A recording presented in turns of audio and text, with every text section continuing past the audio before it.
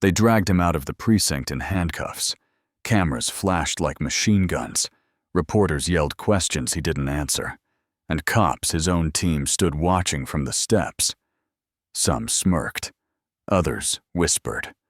The chyron on the news screen screamed, "Miami narcotics officer arrested in 100 today's evidence heist."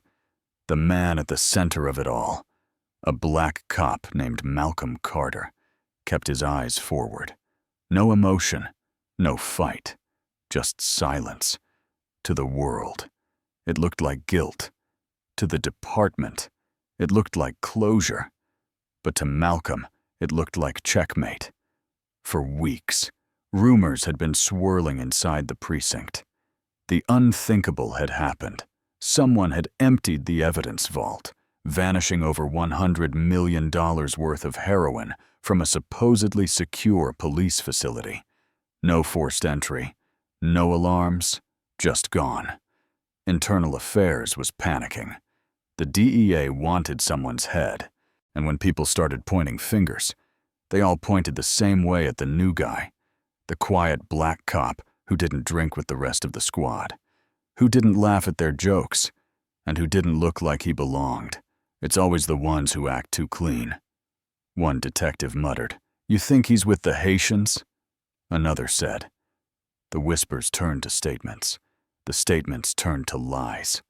And the lies became evidence. A planted fingerprint here, a doctored access log there, a missing surveillance tape. All they needed now was a press conference, and someone to parade in cuffs. Malcolm didn't resist when they came for him. He didn't argue. He didn't scream. Because he knew something they didn't. They thought they'd found the perfect scapegoat. They thought they'd pinned the crime on a disposable man. But Malcolm Carter was not who they thought he was. And the mistake they made was not the framing. It was assuming he was alone, because Malcolm had been watching long before the drugs disappeared. He knew who opened the back gate at 2:12 a.m. He knew which officer rerouted the backup footage, and he knew exactly when to stay silent. Now the trap had been set, and soon they'd find out the real reason Malcolm hadn't said a word. He wasn't just a cop. He was something else, something much more dangerous to dirty cops, and the system that protected them. Malcolm Carter wasn't the kind of man who talked much. He showed up, did his job, and went home. He didn't go drinking with the other officers after hours. He didn't gossip in the locker room. He didn't laugh at the off-colored jokes they threw around like candy. That made him different. And in a place like the Miami Narcotics Division, different didn't sit well. He was a former Army intel guy, disciplined, sharp, the kind who never raised his voice but always noticed everything. He kept to himself, not because he was shy, but because he was watching, and slowly, over months. What he saw made him sick. The precinct liked to present itself as tight-knit, but Malcolm knew better. He noticed how certain evidence logs went missing, how some dealers got picked up but never booked, how Sergeant Haskins' name kept showing up in reports that led nowhere, and how Lieutenant Rickson, the decorated head of the unit, always seemed to be 2 steps ahead, especially when it came to covering tracks. Malcolm didn't say anything, not yet, but he paid attention. Every misplaced file, every glance exchanged in the hallway, every envelope passed hand to hand without a word. He saw how they treated the neighborhoods they were supposed to protect, especially the ones that looked like him.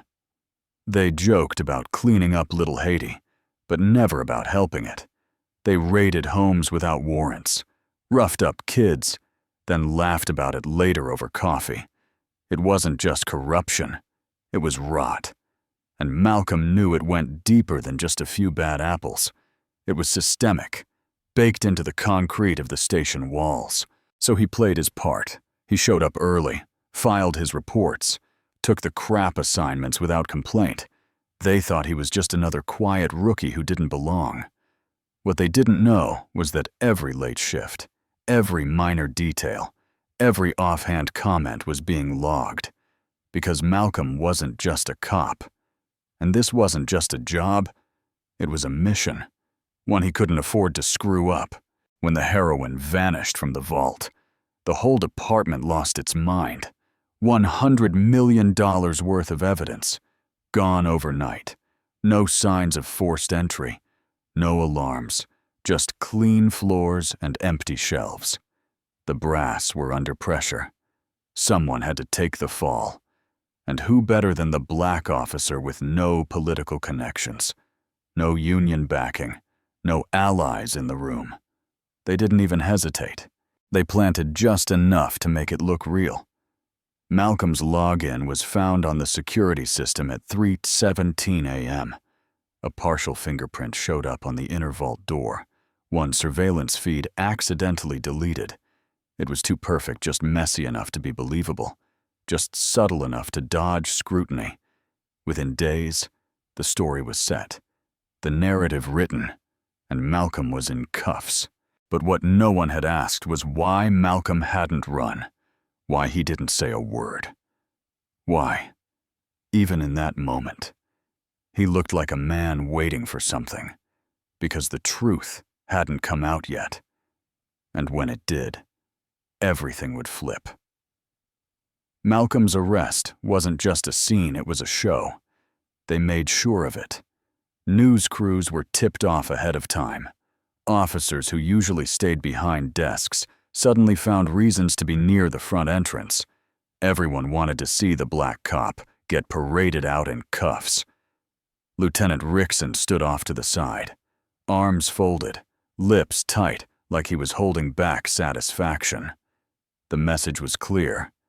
This is what happens when you don't play along. But Malcolm didn't flinch. He didn't shout or protest. He let them walk him out, surrounded by flashing light and smug grins, like a man letting the story write itself because he already knew the ending. Inside the station, the whispers changed tone. Some officers said they always suspected him. Others nodded along like they were in on something big, but one person wasn't so sure.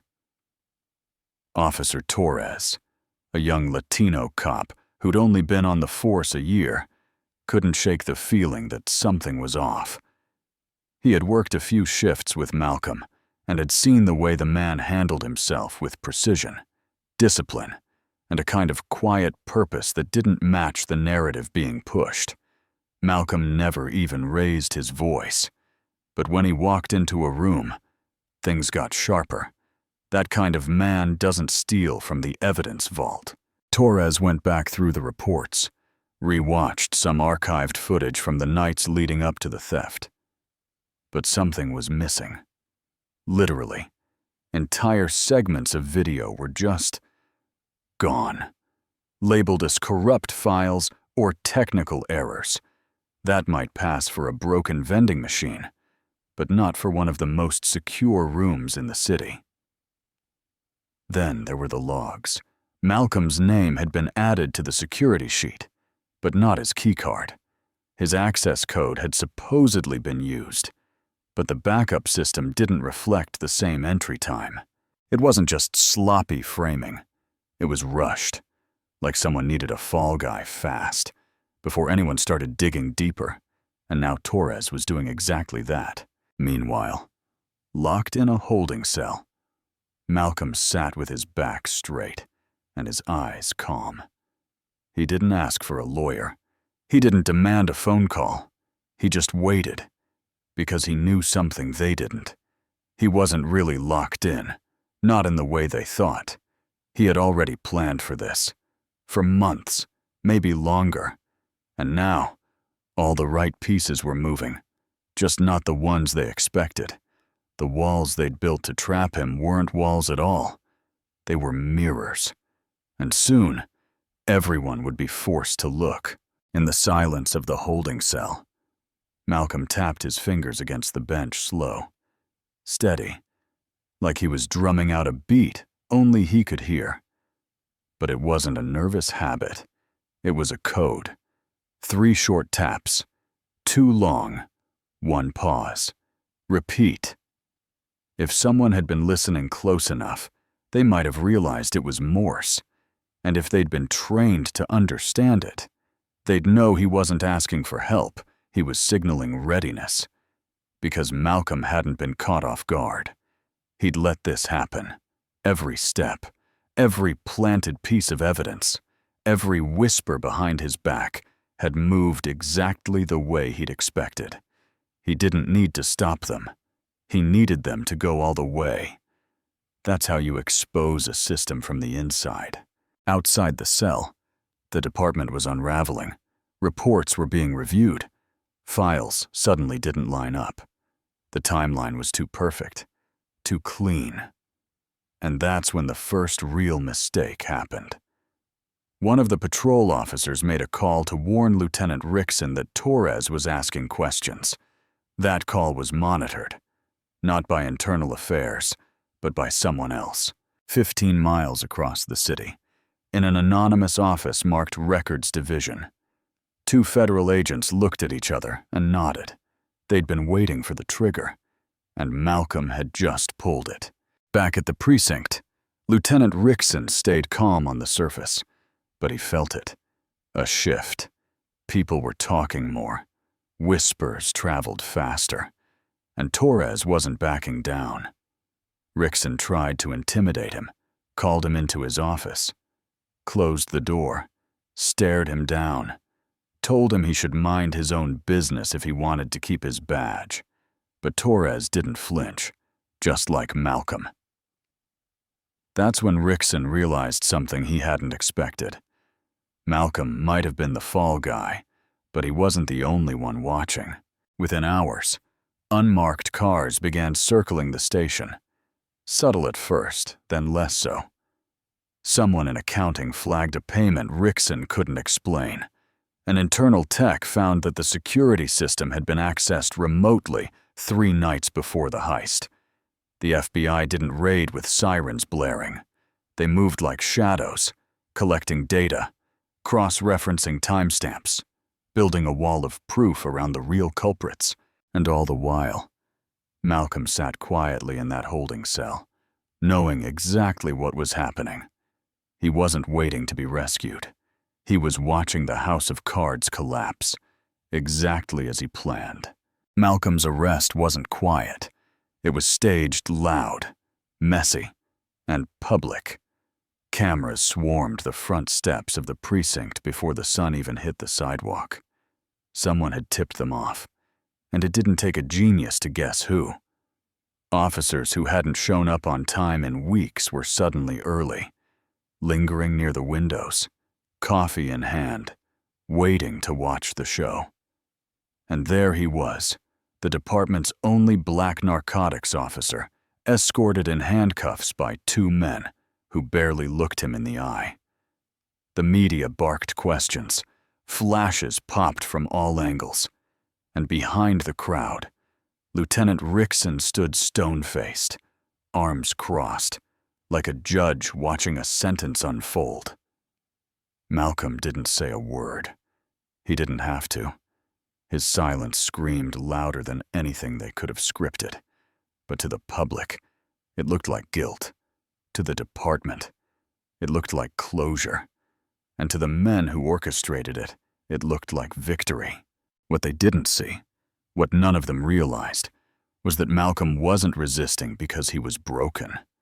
He was watching, waiting, measuring every move like a chess master, letting a weaker player think they were winning. Inside the building, the mood shifted. The moment Malcolm disappeared into the holding cells, the whispers began. Some officers claimed they'd seen it coming. Others laughed like they'd just watched a villain go down.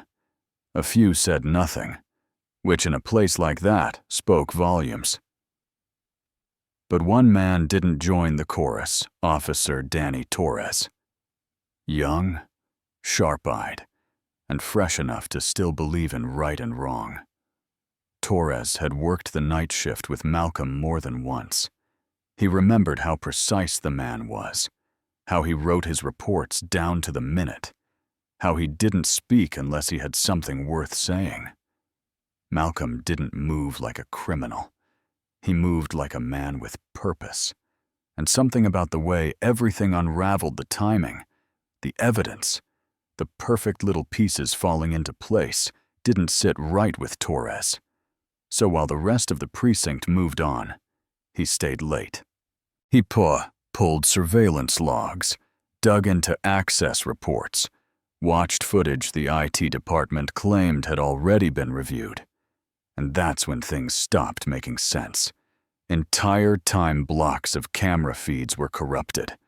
Malcolm's name appeared in the entry logs, but his keycard showed no swipe. The data didn't line up.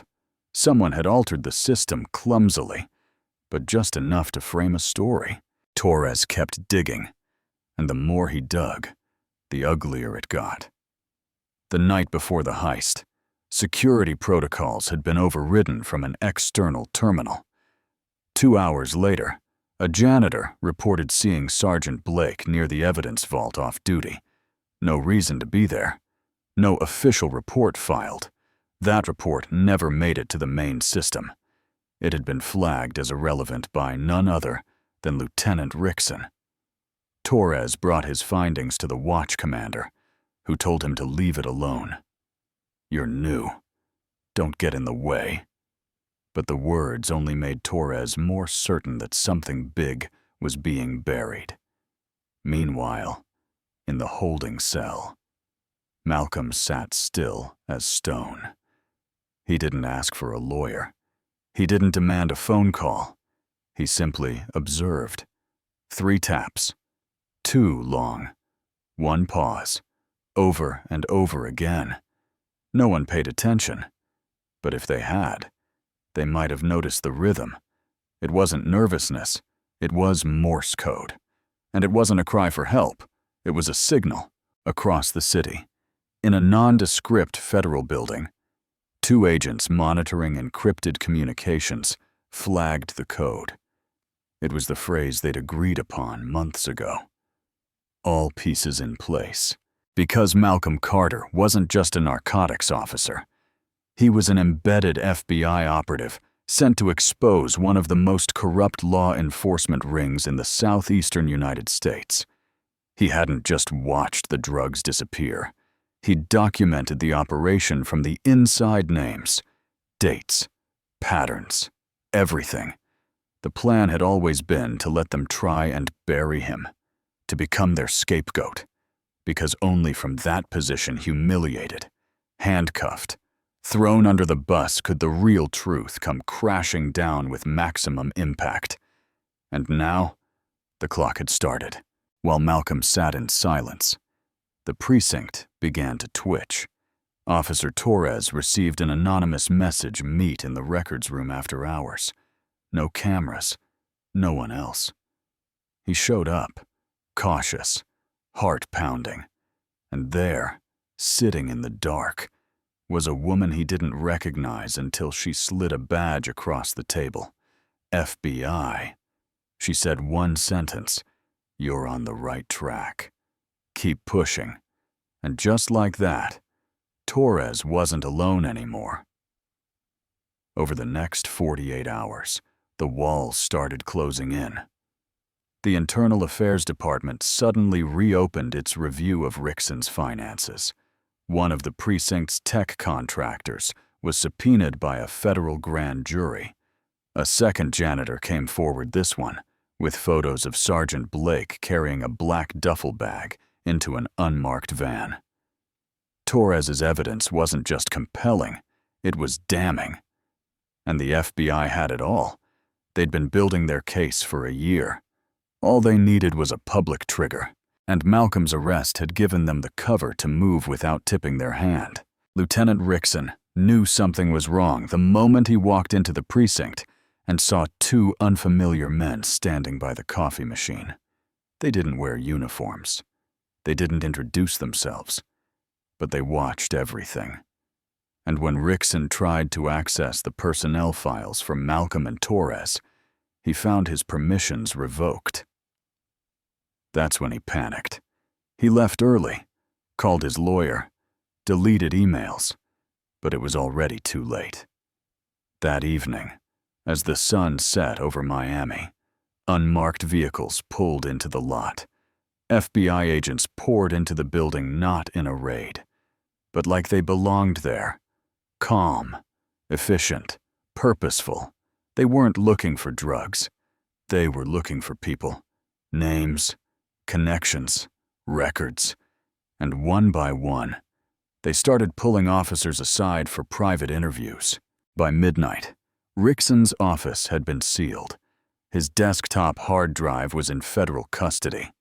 Sergeant Blake had been detained at the airport with 2 suitcases full of undeclared cash. Several other officers were placed on immediate administrative leave, and Malcolm, still technically under arrest, was quietly moved to a secure location. No press, no spectacle, just gone. But the real climax came when a new video surfaced, leaked anonymously to the press. It showed Lieutenant Rickson, 2 days before the vault heist, in the back lot of the precinct, meeting with a known cartel middleman. The video had been filmed from inside a neighboring apartment complex. The audio wasn't clear, but the body language spoke volumes. And when a timestamp matched the exact moment the precinct's network experienced a suspicious blackout, everything clicked. The story hit national headlines within hours. Vault heist, an inside job. One read, "Black officer. Framed by corrupt command." Another blared. The public backlash was instant. Community leaders who had once demanded Malcolm's firing were now demanding justice on his behalf. Protests flipped to vigils. Accusations turned to apologies. And the city, for the first time in a long time, saw not just a crooked cop story, but a story about a man who had let the system break him on the surface, only to destroy it from within. And still, Malcolm never raised his voice. Not once. He didn't need to. He had let them hang themselves with their own rope. All he did was wait just long enough for the truth to speak louder than anything he could have said. The footage that brought down the command staff wasn't Malcolm's only card. It wasn't even his best.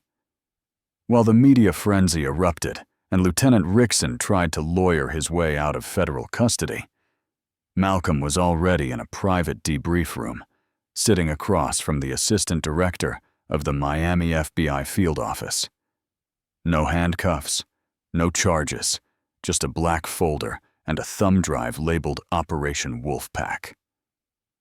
The mission had been greenlit over 18 months ago. The FBI had long suspected that the Miami Narcotics Division was compromised. Drug seizures kept disappearing. Mid-level cartel members were being tipped off before raids. Surveillance assets were getting burned without explanation, but they couldn't prove anything from the outside.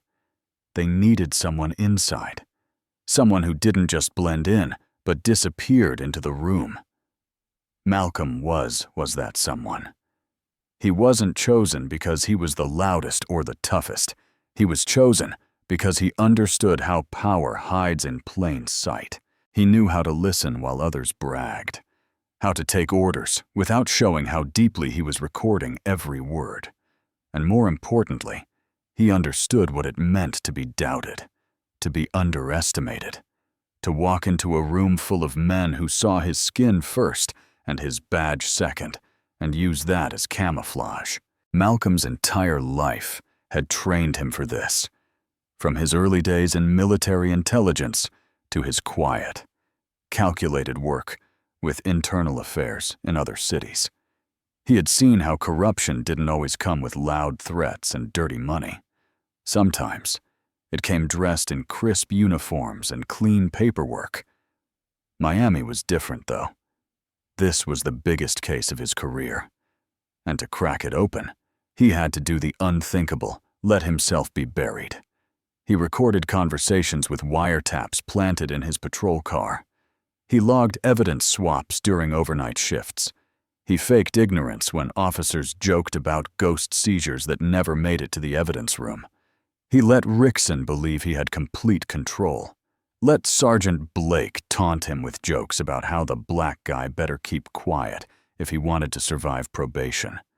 It wasn't just about gathering proof. It was about understanding their rhythm, their arrogance, their assumption that no one was watching. And when they finally tried to erase him, when they built their perfect narrative around the quiet black officer with no allies, they triggered the exact mechanism the FBI needed to act without blowing their case. The twist wasn't just that Malcolm was FBI. It was that the entire department had been under silent observation through him for over a year. The files on that thumb drive included not just names and payments, but full chain of custody breakdowns, maps of stash house raids that were called off under suspicious circumstances, and encrypted chat logs pulled from burner phones used by 2 detectives who thought they were smarter than the system. And Malcolm had tracked it all without ever breaking cover. The FBI wasn't there to clean up a scandal. They were there to make arrests. And they did 27 officers in total, from beat cops to mid-level supervisors. But the real response came in court. Rickson's lawyers tried to argue that Malcolm had entrapped him, that the entire operation was an overreach, that Malcolm had exaggerated or forged evidence. But it didn't matter. The FBI brought receipts, literally, signed bank statements, phone records, video footage, eyewitnesses, and more damning than any of it, testimony from 2 of Rickson's own men who flipped to avoid federal time. The courtroom was packed every day, and every day. Malcolm sat in the back row. No uniform, no badge. Just a man watching justice finally catch up. When Rickson was sentenced to 28 years in federal prison, the judge didn't just issue the ruling, he addressed Malcolm directly. "It takes a different kind of courage," he said, "to stand alone in the middle of rot and not just survive, but expose it. You didn't just do your job. You reminded the rest of us how far the system had fallen and what it takes to pull it back." But even that wasn't the full answer. Malcolm didn't want glory. He didn't want a promotion. He didn't even stay in law enforcement. After the final trial, he quietly declined reassignment. The FBI offered him honors, media exposure, a speaking tour. He turned it all down because this had never been about credit. It had been about damage and repair. Instead, he took a consulting role with a civilian watchdog group investigating law enforcement abuses nationwide. Still in the shadows, still listening, still watching, Officer Torres, the young cop who helped crack the door open, stayed in the Miami PD. But he changed. He became a voice in the department, not loud, not self-righteous, but consistent. He pushed for transparency, body cam policy reform, whistleblower protection, and every so often, when reporters asked him how he had known something was wrong, he'd just say, "Because one guy didn't flinch when the whole world turned against him. I figured that meant something." Meanwhile, Malcolm moved to a quiet neighborhood outside Tallahassee. No press, no drama, just a home where he could breathe again. He volunteered at a youth center, taught teens how to read a system before it reads them, not to fear the badge, but to understand it. And behind every lesson, behind every calm, measured word, was the weight of what he'd endured. He never told them the full story. He didn't need to. The point wasn't to relive the past. It was to make sure the next generation wouldn't have to. The real twist wasn't that a black man beat a corrupt system. It was that he did it without shouting, without violence, and without ever becoming what they accused him of being. He used their blindness, their prejudice, their arrogance as tools. He didn't just survive the setup. He turned it into a stage, one that forced the entire country to ask who gets framed and who gets believed. And though his name eventually faded from the headlines, his legacy remained. Malcolm Carter became a story whispered in training academies, a case study in federal briefings, a quiet warning to anyone who thought power couldn't be turned against itself, because the system had tried to bury him, and instead, he used the weight of that dirt to plant something stronger. Months after the trials ended and the headlines died down, Malcolm Carter sat alone on the back porch of a small brick house tucked away in northern Florida. No badge, no microphone, just a quiet breeze moving through the trees and the low hum of a world that had finally stopped watching. The system he helped bring down had once tried to define him, to paint him as a criminal, a threat, a mistake in uniform. But that wasn't new. Malcolm had grown up knowing how quickly perception could become punishment. What was new was the silence. And in that silence, something unexpected bloomed: peace. He didn't crave revenge. He didn't celebrate the convictions or gloat over the names of the men now sitting in federal prison. Because what Malcolm had exposed wasn't just about one unit or one lieutenant. It was about something deeper, a rot that spread not because no one noticed, but because people chose not to. And fixing that wouldn't come from one takedown. It would come from persistence. Quiet, relentless, like him. So he turned his attention elsewhere. He didn't go on television. He didn't write a book. But he started showing up unannounced, unpaid, at community centers, where young black kids talked about wanting to become cops. Most of them laughed at the idea. Why would I join them, they'd say, and Malcolm never argued. He just listened. And then, in that calm voice that had once dismantled an empire, he'd say, "You don't have to become them. But maybe someone's gotta be on the inside when they try to become you." Some of the kids got it right away. Others didn't. But it didn't matter. Malcolm had learned that change doesn't always look like revolution. Sometimes it looks like one person staying in the room just a little longer than they're welcome, listening harder, digging deeper, refusing to flinch when the walls start closing in. People like Rickson had built their careers on the idea that silence equals safety, that no one would ever dare look too closely. But Malcolm's silence had been different. His silence was a mirror, and when the system finally looked into it, really looked, it saw itself clearly for the first time. There's a quote Malcolm used to keep tucked inside his locker back at the precinct. It wasn't famous. It wasn't even original. It just said, "You don't fight fire with fire. You wait. Then you drown it with truth." And that's what he did. Not for fame, not for applause, but because someone had to. Malcolm Carter never became a symbol. He never wanted to be. He just became undeniable. And in a world built on assumptions, on stereotypes, shortcuts, and shadows, sometimes the most radical thing you can do is be exactly who they never expected, and stay standing.